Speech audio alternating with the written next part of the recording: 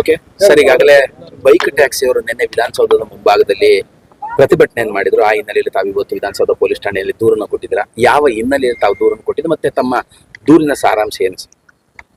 ತಮಗೆಲ್ಲ ಗೊತ್ತಿದೆ, ಕಳೆದ ಏಪ್ರಿಲ್ ತಿಂಗಳಲ್ಲಿ ರಾಜ್ಯದ ಉಚ್ಚ ನ್ಯಾಯಾಲಯ ಬೈಕ್ ಟ್ಯಾಕ್ಸಿಗಳನ್ನ ಸೇವೆಯನ್ನ ರದ್ದು ಮಾಡಿದೆ.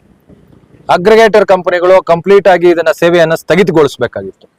ಸ್ಥಗಿತಗೊಳಿಸುವ ನೆಪದಲ್ಲಿ ಇವತ್ತು ಪರೋಕ್ಷವಾಗಿ ಬೈಕ್ ಟ್ಯಾಕ್ಸಿಗಳ ಪಾರ್ಸಲ್ ಸೇವೆ ಮುಖಾಂತರ ಕೊಡ್ತಾ ಇದ್ದಾರೆ.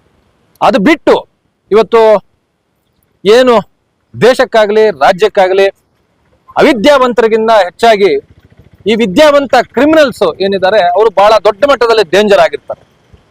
ಇವತ್ತು ರಾಜ್ಯದಲ್ಲಿ ಕಾರ್ಪೊರೇಟ್ ಕಂಪನಿಗಳು, ಈ ಅಗ್ರಿಗೇಟರ್ ಕಂಪನಿಗಳು ಏನ್ ಮಾಡ್ತಾ ಇದೆ ಅಂತಂದ್ರೆ, ಪಾಪ ಈ ಅಮಾಯಕ ಬೈಕ್ ಟ್ಯಾಕ್ಸಿ ಚಾಲಕರನ್ನ ಮುಂದೆ ಬಿಟ್ಟು, ಹೋರಾಟಕ್ಕೆ ಮುಂದೆ ಬಿಟ್ಟು ನೀವು ಹೋರಾಟ ಮಾಡಿ ಅಂದ್ರೆ ಈ ಹೋರಾಟದ ಒಂದು ಯಾವ ರೀತಿಯಾದಂತ ವ್ಯತಿರಿಕ್ತ ಪರಿಣಾಮ ಆಗತ್ತೆ ಅನ್ನೋದು ಇವರಿಗೆ ಗೊತ್ತಿಲ್ಲ, ಈ ಚಾಲಕರಿಗೆ. ಯಾಕೆಂದ್ರೆ ನಿನ್ನೆ ನಡೆದಂತ ಘಟನೆ, ನಿನ್ನೆ ಇವಾಗ ವಿಧಾನಸೌಧ ಮುಂದೆ ಅವರು ಪ್ರೊಟೆಸ್ಟ್ ಮಾಡಿದ್ರು. ಆಕ್ಚುಲಿ ವಿಧಾನಸೌಧ ಮುಂದೆ ಪ್ರೊಟೆಸ್ಟ್ ಮಾಡಲೇಬಾರದು ಅಂತ ಹೇಳ್ಬಿಟ್ಟು ಮಾನ್ಯ ಉಚ್ಚ ನ್ಯಾಯಾಲಯ 2021ರಲ್ಲೇ ಹೇಳಿದ್ರು. ಅಲ್ಲಿ ಅವಕಾಶ ಕೂಡ ಕೊಡಬಾರ್ದು ಅಂತ ಪೊಲೀಸ್ನವರಿಗೆ ನಿರ್ದೇಶನವನ್ನು ಕೂಡ ಕೊಟ್ಟಿದೆ.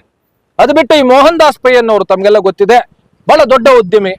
ಬರೀ ರಾಜ್ಯಕ್ಕೆ ಮಟ್ಟವಲ್ಲ, ರಾಷ್ಟ್ರಕ್ಕೆ ಮಟ್ಟವಲ್ಲ, ಇಂಟರ್ನ್ಯಾಷನಲ್ ಲೆವೆಲ್ ಅಲ್ಲಿ, ಅಂತಾರಾಷ್ಟ್ರೀಯ ಮಟ್ಟದಲ್ಲಿ ಇವರು ಹೆಸರು ಪಡೆದಿದ್ದಾರೆ. ನಾನು ಕೇಳೋದು ಮಾನ್ಯ ಮೋಹನ್ ದಾಸ್ ಪೈ ಅವರಿಗೆ, ಸ್ವಾಮಿ ತಮಗೆ ಕನಿಷ್ಠ ಜ್ಞಾನ ರಾಜ್ಯದ ಕಾನೂನು ಬಗ್ಗೆ ಇಲ್ವಾ? ಅಥವಾ ಕನಿಷ್ಠ ಅರಿವು ತಮಗೆ ಇಲ್ವಾ? ಒಂದ್ ದಿವಸ ಒಂದ್ ಕೆಲಸ ಮಾಡೋಣ, ಮಾಧ್ಯಮಗಳ ಮುಂದೆನೆ ಒಂದ್ ದಿವಸ ನಿಮಗೂ ನಮಗೂ ಒಂದು ಡಿಬೇಟ್ ಮಾಡೋಣ. ಬೈಕ್ ಟ್ಯಾಕ್ಸಿಯಿಂದ ಯಾವ ರೀತಿ ತೊಂದರೆ ಆಗ್ತಾ ಇದೆ, ಬೈಕ್ ಟ್ಯಾಕ್ಸಿ ಯಾವ ರೀತಿಯಲ್ಲಿ ಇಲ್ಲೀಗಲ್ಲು, ಬೈಕ್ ಟ್ಯಾಕ್ಸಿ ಯಾವ ರೀತಿಯಲ್ಲಿ ಸಮಾಜಕ್ಕೆ ಘಾತಕವಾಗತ್ತೆ ಅನ್ನೋದನ್ನ ನಾನು ಅವರಿಗೆ ಒಂದು ಮಾಧ್ಯಮಗಳ ಮುಂದೆನೆ ವಿವರಿಸಲಿಕ್ಕೆ ಬಯಸ್ತೀನಿ. ಯಾಕೆ ಅಂದ್ರೆ ಇವತ್ತು ಅವರು ಉದ್ಯೋಗ ಸೃಷ್ಟಿ ಬಗ್ಗೆ ಮಾತ್ರ ಮಾತಾಡಿದ್ದಾರೆ. ಅವರು ಟ್ವಿಟ್ಟರ್ ಖಾತೆಗಳಲ್ಲಿ ಒಂದು ರೀತಿಯಲ್ಲಿ ಬೈಕ್ ಟ್ಯಾಕ್ಸಿ ಚಾಲಕರಿಗೆ ಪ್ರೇರೇಪಣೆ ನೀಡೋ ತರ ಅವರಿಗೆ ನೀವು ಇಲ್ಲಿಗೆಲ್ಲ ಕೆಲಸ ಮಾಡಿ ಅನ್ನೋ ರೀತಿಯಲ್ಲಿ. ಈ ರಾಜ್ಯದ ಒಂದು ಉಚ್ಚ ನ್ಯಾಯಾಲಯ ಒಂದು ಕೊಟ್ಟಿರ್ತಕ್ಕಂಥ ಆದೇಶಕ್ಕೆ ನಿಮಗೆ ಬೆಲೆ ಗೊತ್ತಿಲ್ವಾ? ಇದೇ ರೀತಿ ಮುಂದುವರೆದ್ರೆ ಕಂಟೆಂಪ್ಟ್ ಆಫ್ ಕೋರ್ಟ್ ಅನ್ನು ಕೂಡ ನಾನು ಸಾರಿಗೆ ಇಲಾಖೆ ಮೇಲೆ ಒತ್ತಡ ಇರಬೇಕಾಗತ್ತೆ. ದಯವಿಟ್ಟು ಕಂಟೆಂಪ್ಟ್ ಆಫ್ ಕೋರ್ಟ್ ಅನ್ನ ನೀವು ಇನಿಷಿಯೇಟ್ ಮಾಡಿ ಅಂತ ಹೇಳ್ಬಿಟ್ಟು.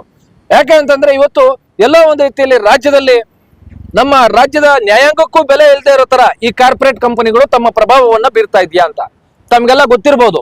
2025 ಏಪ್ರಿಲ್ ತಿಂಗಳಲ್ಲಿ ಏನು ಈ ಆದೇಶ ಹೊರಬಂತು, CS ಅವರ ಕಚೇರಿಯಿಂದ, ಚೀಫ್ ಸೆಕ್ರೆಟರಿ ಕಚೇರಿಯಿಂದ ಒಂದು ಪತ್ರ ರವಾನೆ ಆಗುತ್ತೆ ಪ್ರಿನ್ಸಿಪಲ್ ಸೆಕ್ರೆಟರಿ ಟ್ರಾನ್ಸ್ಪೋರ್ಟ್ ಅವ್ರಿಗೆ.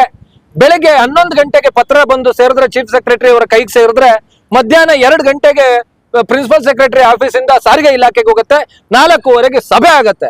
ಒಂದು ದಿವಸದಲ್ಲಿ ಇಷ್ಟೆಲ್ಲ ಒಂದು ಕಾರ್ಪೊರೇಟ್ ಕಂಪನಿಗಳು ತಮ್ಮ ಇಡೀ ನಮ್ಮ ರಾಜ್ಯದ ಒಂದು ಸರ್ಕಾರವನ್ನೇ ತಮ್ಮ ಅಸ್ತಿತ್ವಕ್ಕೆ ಪಡ್ಕೊಳ್ಳುತ್ತೆ ಅಂತಂದ್ರೆ, ಈ ಸಾಮಾನ್ಯ ಪ್ರಜೆಯಾಗಿರ್ತಕ್ಕಂಥ ಆಟೋ ಚಾಲಕರಾಗಿರ್ಬೋದು, ಟ್ಯಾಕ್ಸಿ ಚಾಲಕರಾಗಿರ್ಬೋದು, ಮಾಲೀಕರಾಗಿರ್ಬೋದು, ಅಥವಾ ಬಸ್ ಚಾಲಕರಾಗಿರ್ಬೋದು, ಬಸ್ ಮಾಲೀಕರು, ಇವ್ರಿಗೆ ಬೆಲೆ ಸಿಗತ್ತಾ? ಈ ಒಂದು ಪ್ರಶ್ನೆ ಉದ್ಭವ ಆಗ್ತಾ ಇದೆ. ಇದು ಎಲ್ಲ ಒಂದು ದೊಡ್ಡ ಮಟ್ಟದಲ್ಲಿ ಕೂಡ ಇದರಿಂದ ಒಂದು ಭ್ರಷ್ಟಾಚಾರ ನಡೆದಿದೆ ಅನ್ನುವಂತ ಒಂದು ವಾಸನೆ ಕೂಡ ಬಂದಿದೆ. ಇದಕ್ಕೆ ಮುಂದಿನ ದಿನಗಳಲ್ಲಿ ಆಲ್ರೆಡಿ ನಾನು ದೂರನ್ನು ಸಲ್ಲಿಸಿದ್ದೀನಿ. ಮುಂದಿನ ದಿನಗಳಲ್ಲಿ ದಾಖಲೆ ಸಮೇತ, ಒಂದು ಆಡಿಯೋ ಸಮೇತ ಕೂಡ ನಾನು ಮುಂದೆ ಬರ್ತೀನಿ. ಇವತ್ತಿನ ದೂರಿನ ಸಾರಾಂಶ ಇಷ್ಟೇ. ಮೋಹನ್ ದಾಸ್ ಪೈ ಅವರು ಇನ್ಸ್ಟಿಗೇಟ್ ಮಾಡ್ತಾ ಇದ್ದಾರೆ, ಅವ್ರ ವಿರುದ್ಧ ಕ್ರಮ ಕೈಗೊಳ್ಳಿ.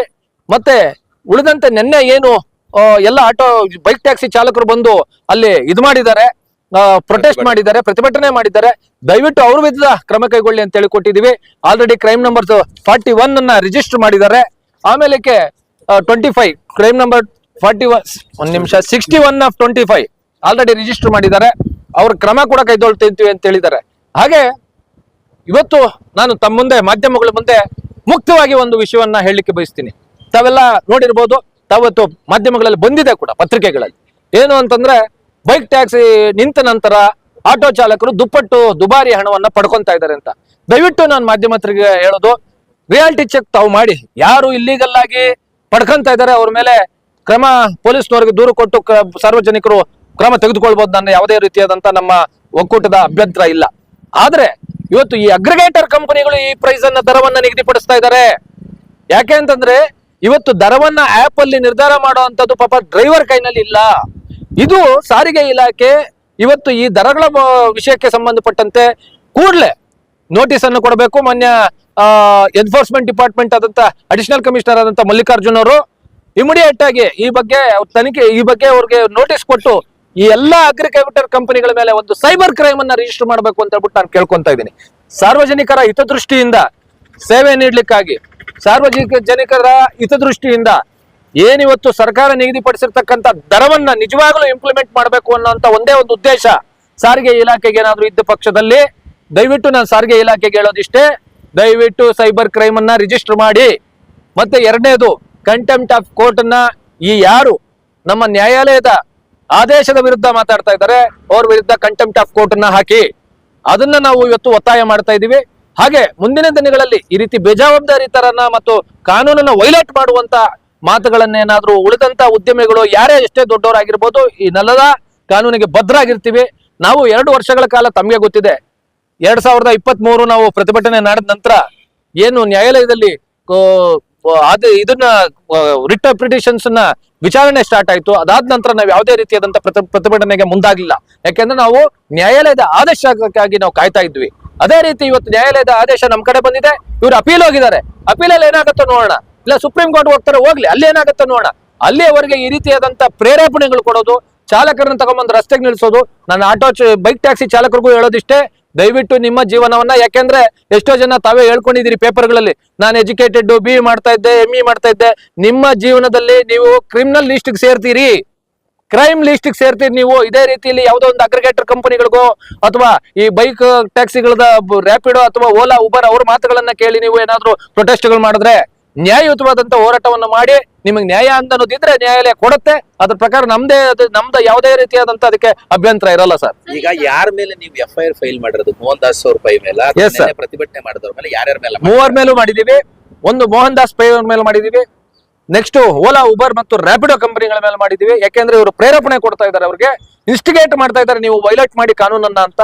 ಅದಕ್ಕೆ ಮತ್ತು ನಿನ್ನೆ ಅದರಲ್ಲೂ ವಿಧಾನಸೌಧ ಮುಂದೆ ಹೋಗಿ ಪ್ರತಿಭಟನೆ ಮಾಡಿರೋ ಕಾರಣದಿಂದ ಏನು ನಿನ್ನೆ ಬಂದಂತ ಅಲ್ಲಿ ನೆರೆದಿರ್ತಕ್ಕಂಥ ಎಲ್ಲ ವ್ಯಕ್ತಿಗಳ ಮೇಲೆ ನೀವು FIR ನ ಮಾಡಿ ರಿಜಿಸ್ಟರ್ ಮಾಡಿ ಚಾರ್ಜ್ ಶೀಟ್ ಸಲ್ಲಿಸಬೇಕು ಅಂತ ಹೇಳ್ಬಿಟ್ಟು ನಾವು ಕೇಳಿದೀವಿ ಸರ್. ಅವ್ರದ್ದು ಫೋಟೋಗಳು ಸಮೇತ ನಾವು ಕೊಟ್ಟಿದೀವಿ ನಿನ್ನೆದು.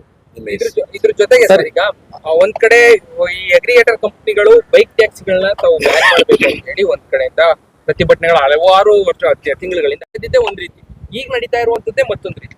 ಇದ್ರ ವಿರುದ್ಧವಾಗಿ ಕಡಿವಾಣ ಹಾಕುವಂತ ನಿಟ್ಟಿನಲ್ಲಿ ಸಂಘಟನೆಗಳು ಯಾವ ರೀತಿ ಮುಂದಾಗ್ತಾ ಇದ್ರಿ, ಹೇಗೆ ಸರ್? ಖಂಡಿತ ಯಾವುದೇ ಅದು ಆಟೋ ಚಾಲಕರಾಗಿರ್ಬೋದು, ಆಟೋ ಮಾಲೀಕರಾಗಿರ್ಬೋದು, ಟ್ಯಾಕ್ಸಿ ಚಾಲಕರಾಗಿರ್ಬೋದು, ಟ್ಯಾಕ್ಸಿ ಮಾಲೀಕರಾಗಿರ್ಬೋದು, ಕಾನೂನಿನ ವಿರುದ್ಧವಾಗಿ ಯಾರೇ ಹೋರಾಟ ಮಾಡಿದ್ರು, ಯಾರೇ ಅದಕ್ಕೆ ನಡ್ಕೊಂಡ್ರೆ ಕೂಡ ಕಾನೂನಿನ ಅಡಿಯಲ್ಲಿ ಅವ್ರ ಮೇಲೆ ಯಾವುದೇ ರೀತಿಯಾದಂಥ ಕ್ರಮವನ್ನ ಸಾರ್ವಜನಿಕರು ತಗೊಂಡ್ರೆ ನಾವು ಅವ್ರ ಮೇಲೆ ಯಾವುದೋ ಆಕ್ಷೇಪಣೆ ಇಲ್ಲ. ಇವತ್ತು ನಾನು ಹೇಳೋದು, ಯಾರೇ ಆಗ್ಲಿ ಡಬಲ್ ಮೀಟರ್ ಕೇಳ್ತಾ ಇದಾರ, ಸಮಯಕ್ಕೆ ಆ ಸಮಯದಲ್ಲಿ ಅದು ಡಬಲ್ ಮೀಟರ್ ಸಮಯ ಅಲ್ವಾ, ದಯವಿಟ್ಟು ನೀವು ಪೊಲೀಸ್ನವ್ರಿಗೆ ಕಂಪ್ಲೇಂಟ್ ಮಾಡಿ, ನಮ್ದು ಯಾವುದೇ ಅಭ್ಯಂತರ ಇಲ್ಲ. ನಾವು ವಿರೋಧಿಸ್ಲಿಕ್ಕೆ ಕಾರಣ ಇಷ್ಟೇ ಸರ್. ಇವತ್ತು ಎಷ್ಟೋ ಒಬ್ಬ ವಕೀಲನಾಗಿ ನಾನು ನೋಡ್ತಾ ಇದ್ದೆ, ಎಷ್ಟೋ ಜನರ ಜೀವನ ಹಾಳಾಗಿದೆ. ಡೈವರ್ಸ್ ಕೇಸ್ಗಳಿಗೆ ಈ ಬೈಕ್ ಟ್ಯಾಕ್ಸಿ ಕಾರಣವಾಗಿದೆ. ಈ ಬೈಕ್ ಟ್ಯಾಕ್ಸಿಗಳಲ್ಲಿ ಡ್ರಗ್ಸ್ ಈಸಿಯಾಗಿ ಕಳಿಸ್ತಾ ಇದ್ದಾರೆ. ಕ್ರಿಮಿನಲ್ಸ್ ತಪ್ಪಿಸ್ಕೊಳ್ಳಿಕ್ಕೆ ಬೈಕ್ ಟ್ಯಾಕ್ಸಿ ಈಸಿಯಾಗಿ ಅನುಕೂಲ ಆಗ್ತಾ ಇದೆ. ಯಾಕಂದ್ರೆ ಆಟೋಗಳಿಗೆ ಆದ್ರೆ ಒಂದು ಯೂನಿಫಾರ್ಮ್ ಇರುತ್ತೆ, ಆಟೋಗಳಿಗೆ ಒಂದು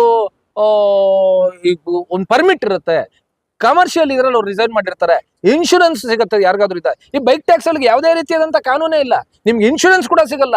ಮತ್ತು ಎಷ್ಟೋ ಜನ ಇವತ್ತು ಬೈಕ್ ಟ್ಯಾಕ್ಸಿಗಳಲ್ಲಿ ಏನು ನೀವು ಹೋಗ್ತಾ ಇದ್ದೀರಿ, ದಯವಿಟ್ಟು ನಿಮಗೆ ಸೇಫ್ಟಿ ಇದೆಯಾ ಅನ್ನೋದನ್ನ ನೀವು ತಿಳ್ಕೊಳ್ಳಿ. ಮೊದಲು ಹಿಂದೆ ಕೂತಿರ್ತೀರಿ, ಇವತ್ತು ರಸ್ತೆಗಳು ಆ ರೀತಿ ಇದೆ, ನಿಮ್ಮ ಆರೋಗ್ಯಕ್ಕೂ ಅನಾರೋಗ್ಯಕರ ಮತ್ತು ಇದಕ್ಕೋಸ್ಕರ ದಯವಿಟ್ಟು ಇದನ್ನ ನೀವು ಪ್ರಯಾಣಿಕರಿಗೆ ನಾನು ಕೇಳ್ಕೊಳ್ಳೋದಿಷ್ಟೇ, ಆಟೋಗಳು ಅವ್ರು ತಪ್ಪು ಮಾಡಿದ್ರೆ ದಯವಿಟ್ಟು ಪೊಲೀಸರು ಕಂಪ್ಲೇಂಟ್ ಕೊಡಿ. ಅದು ಬಿಟ್ಟು ಬೈಕ್ ಟ್ಯಾಕ್ಸಿಯನ್ನ, ಅನಧಿಕೃತ ಬೈಕ್ ಟ್ಯಾಕ್ಸಿಯನ್ನ ದಯವಿಟ್ಟು ಉಪಯೋಗಿಸಬೇಡಿ ಸರ್. ಇನ್ನೊಂದು, ಈಗ ಸಾರ್ವಜನಿಕರ ಯಾರೇ ಡಬಲ್ ಕೇಳಿದ್ರು ಅವ್ರ ಮೇಲೆ ಮಾಡಬೇಕು ಅನ್ನೋದು ಪಾಲಿಸಿ ಇಲ್ಲ ಸರ್. ಪಾಲಿಸಿ ನಮ್ಮಲ್ಲಿದೆ. ಅದ್ ಯಾವ ಬೈಕ್ ಟ್ಯಾಕ್ಸಿ ತಾವ್ ಹೇಳ್ತಾ ಇದ್ರೆ ಪಾಲಿಸಿ ಮಾಡಿ ಅಂತ ಸಾರ್ವಜನಿಕರು ಡಿಮ್ಯಾಂಡ್ ಮಾಡ್ತಿದ್ದಾರೆ. ಸರ್, ನಾನೊಂದು ಪ್ರಶ್ನೆ ಕೇಳ್ತೀನಿ, ದೇಶದಲ್ಲಿ ಎಷ್ಟು ಕಡೆ ಇದು ಬೈಕ್ ಟ್ಯಾಕ್ಸಿ ಇದೆ? ಕೇವಲ 2 ರಾಜ್ಯಗಳಲ್ಲಿ ಬೈಕ್ ಟ್ಯಾಕ್ಸಿ, ಒಂದು ವೆಸ್ಟ್ ಬೆಂಗಾಲ್, ಇನ್ನೊಂದು ಗೋವಾ. ಅದು ಬಿಟ್ಟು ಬೇರೆ ಇನ್ನು ಉಳಿದಂತ ಎಲ್ಲೂ ಕೂಡ ಬೈಕ್ ಟ್ಯಾಕ್ಸಿಗಳಿಲ್ಲ. ಯಾಕೆ ಅಂತಂದ್ರೆ ಈ ಒಂದು ಇದರಲ್ಲಿ ಸಂಚಾರ ದಟ್ಟಣೆ ಅನ್ನೋದಕ್ಕಿಂತ ಹೆಚ್ಚಾಗಿ ಹಿಲ್ಲಿ ಸ್ಟೇಷನ್ಸ್, ಸಣ್ಣ ರೋಡ್ಗಳು ಇವೆಲ್ಲ, ಆ ಕಾರಣದಿಂದ ಅಲ್ಲಿ ಬೈಕ್ ಟ್ಯಾಕ್ಸಿಯನ್ನ ಪ್ರಿಫರ್ ಮಾಡ್ತಾ ಇದ್ದಾರೆ. ಮತ್ತು ನಮ್ಮ ದಕ್ಷಿಣ ಭಾರತಕ್ಕೆ ಬೈಕ್ ಟ್ಯಾಕ್ಸಿ ಅನ್ನೋದು ಒಂದು ಸಾಂಸ್ಕೃತಿಕವಾಗಿ ಕೂಡ ಬಹಳ ದೊಡ್ಡ ಮಟ್ಟದಲ್ಲಿ ಪ್ರಭಾವ ಬೀಳ್ತಾ ಇದೆ, ಇದ್ರ ಮೇಲೆ ಹೊಡೆತ ಬೀಳ್ತಾ ಇದೆ. ನಮ್ಮಲ್ಲಿರ್ತಕ್ಕಂಥ ನಮ್ಮ ಹೆಣ್ಮಕ್ಳನ್ನ ನೀವು ಕೇಳಿ ಬೈಕ್ ಟ್ಯಾಕ್ಸಿಯಲ್ಲಿ ಹೋಗೋಕ್ಕೆ, ನಮ್ಮ ಬೆಂಗಳೂರು ನಗರದ್ದು, ಕರ್ನಾಟಕ ನಗರದ ಹೆಣ್ಮಕ್ಳನ್ನ ಕೇಳಿ ಬೈಕ್ ಟ್ಯಾಕ್ಸಿಯಲ್ಲಿ ಹೋಗ್ಲಿಕ್ಕೆ ಅವ್ರು ಪ್ರಿಫರ್ ಮಾಡ್ತಾರ? ಎಲ್ಲೋ ದಕ್ಷಿಣ ಭಾರತದಿಂದ ಉತ್ತರ ಭಾರತದಿಂದ ಬಂದಿರ್ತಕ್ಕಂಥವ್ರು ಒಪ್ಕೋಬಹುದು. ನಮ್ಮಲ್ಲಿರ್ತಕ್ಕಂಥವ್ರು ಕುಳಿತುಕೊಂತ ಇದಾರ, ಬುಕ್ ಮಾಡ್ತಾ ಇದಾರ? ಇಲ್ಲ. ಆದ್ರೆ ಕೆಲವು ಉದ್ಯಮಗಳು ಯಾಕೆ ಮಾಡ್ತಾ ಇದ್ದಾರೆ? ಉದ್ಯಮಿಗಳ ಇನ್ವೆಸ್ಟ್ಮೆಂಟ್ ಇದೆ, ಕರ್ನಾಟಕ ರಾಜ್ಯದ ಉದ್ಯಮಿಗಳು ಮಾತ್ರ ಮಾಡ್ತಾ ಇದ್ದಾರೆ, ಸಾರ್ವಜನಿಕರು ಕೇಳ್ತಾ ಇರೋದಲ್ಲ. ಸಾರ್ವಜನಿಕರು ಯಾರೂ ನಮ್ಮ ಕರ್ನಾಟಕದವ್ರು ಕೇಳ್ತಾ ಇಲ್ಲ. ಅದರಿಂದ ಇದನ್ನ ಗಣನೆಗೆ ತೆಗೆದುಕೊಂಡು ದಯವಿಟ್ಟು ಸರ್ಕಾರ ಬೈಕ್ ಟ್ಯಾಕ್ಸಿ ಪಾಲಿಸಿ ಅನ್ನೋದನ್ನ ಕಿತ್ತೋಗಿಬೇಕು. ಇನ್ನೂ ಬೇಕಾದ್ರೆ ಸೇವೆಯನ್ನು ಇವರು ಒಳ್ಳೆ ರೀತಿಯಲ್ಲಿ ಕೊಡಬೇಕು. ಅಂದ್ರೆ ಈಗ ಆಲ್ರೆಡಿ 5 ಲಕ್ಷ ಆಟೋಗಳಿಗೆ ಪರ್ಮಿಟ್ ಕೊಡ್ಬೇಕು ಅಂತ ಹೇಳ್ಬಿಟ್ಟು ಗೊತ್ತಿದೆ ತಮ್ಗೆಲ್ಲ, ತಾವೆಲ್ಲ ಮಾಧ್ಯಮದಲ್ಲಿ ಬಿಟ್ಟು ಅದನ್ನ ಇವತ್ತು 1 ಲಕ್ಷ ಅಂತ ಹೇಳ್ಬಿಟ್ಟು ಏನ್ ಮಾಡಿದ್ದಾರೆ ಈ ವರ್ಷದಲ್ಲಿ ಕೊಡೋದನ್ನ, ಇದನ್ನ 1.5 ಲಕ್ಷ ಮಾಡ್ಲಿ, ಬೇಕಾದ್ರೆ ಇನ್ನೂ ಹೆಚ್ಚು ಮಾಡ್ಲಿ. ಬೈಕ್ ಮತ್ತೆ ಈ ಆಟೋ ರಿಕ್ಷಾಗಳಿದೆ, ಈ ಎಲೆಕ್ಟ್ರಿಕ್ ವೆಹಿಕಲ್ಸ್, ಅದಕ್ಕೆ ಪರ್ಮಿಷನ್ ಕೊಡ್ಲಿ. ಎಲೆಕ್ಟ್ರಿಕ್ ಆಟೋ ರಿಕ್ಷಾಗಳಿಗೆ ಪರ್ಮಿಷನ್ ಕೊಡ್ಲಿ. ಅವಾಗ ಏನಾಗುತ್ತೆ ಅಂತಂದ್ರೆ, ನೀವು ಹೇಳೋದು ಡಿಮ್ಯಾಂಡ್ ಅಂಡ್ ಸಪ್ಲೈ ಪ್ರಕಾರ ಇವತ್ತು ದರವನ್ನು ಏನ್ ಕೇಳ್ತಾ ಇದ್ದಾರೆ ಅಂತ ನಾವು ಅನ್ಕೊಂತೀರಿ. ಮತ್ತೆ ನಾನು ಹೇಳ್ತಾ ಇದ್ದೀನಿ ಸರ್, ಒಂದು ಮುಕ್ತವಾಗಿ ಇವತ್ತು ನಾನು ಹೇಳಿಕ್ಕೆ ಇಷ್ಟಪಡೋದು ಇಷ್ಟೇ, ದರ ಕಂಟ್ರೋಲ್ ಡ್ರೈವರ್ ಕೈನಲ್ಲಿ ಇಲ್ಲೇ ಇಲ್ಲ. ಇವತ್ತು 5% ಮಾತ್ರ ಯಾರೋ ಕೈ ಹಾಕಿದ್ಬಿಟ್ಟು ಹೋಗುವಂತವ್ರು ಇರೋದು. ಇನ್ನು ಉಳಿದವರೆಲ್ಲ ಆಪ್ ಅಲ್ಲಿ ಬುಕ್ ಮಾಡ್ತಾರೆ. ಆಪ್ ಅಲ್ಲಿ ಇವತ್ತು ನಾನೇ ನೋಡಿದ್ದೀನಿ, ಟೌನ್ ಹಾಲಿಂದ ಹಿಡಿದು ಇವತ್ತು ಮೆಜೆಸ್ಟಿಕ್ ಹೋಗ್ಬೇಕು ಅಂದ್ರೆ 99 ರೂಪಾಯಿ ತೋರಿಸ್ತಾ ಇತ್ತು ನೆನ್ನೆ. ನನ್ನ ಹತ್ರ ಸ್ಕ್ರೀನ್ ಶಾಟ್ ಇದೆ, ಮೊಬೈಲ್ ಅಲ್ಲಿ ತೋರಿಸ್ತೀನಿ ಬೇಕಾದ್ರೆ.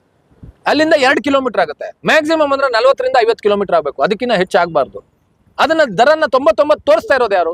ಈ ಅಗ್ರಿಗೇಟರ್ ಕಂಪನಿಗಳು. ಯಾಕೆ ಅಂದ್ರೆ ಇದು ಈ ರೀತಿ ದರವನ್ನ ಹೆಚ್ಚು ವಸೂಲಿ ಮಾಡ್ತಾ ಇದ್ದಾರೆ ಅಂತ ಸರ್ಕಾರದ ಮುಂದೆ ತೋರಿಸ್ಕೊಂಡು ಮಾಧ್ಯಮಗಳಲ್ಲಿ ಇವೆಲ್ಲ ಬಂದಾಗ ಅವರು ವ್ಯತಿರಿಕ್ತವಾಗಿ ಅದನ್ನ ಅಡ್ವಾಂಟೇಜ್ ಆಗಿ ತಗೋಬಹುದು, ಸರ್ಕಾರದ ಮುಂದೆ ಬೇಡಿಕೆ ಇಡಬಹುದು, ಬೈಕ್ ಟ್ಯಾಕ್ಸಿ ದರ ಕಡಿಮೆ ಆಗುತ್ತೆ ಅನ್ನೋಂಥ ಒಂದು ದೃಷ್ಟಿಯಿಂದ ಅವ್ರು ಮಾಡ್ತಾ ಇದ್ದಾರೆ ಸರ್. ಅದೇ ಒಂದು ಅವರು ಮೇನ್ ಉದ್ದೇಶ ಆಗಿದೆ.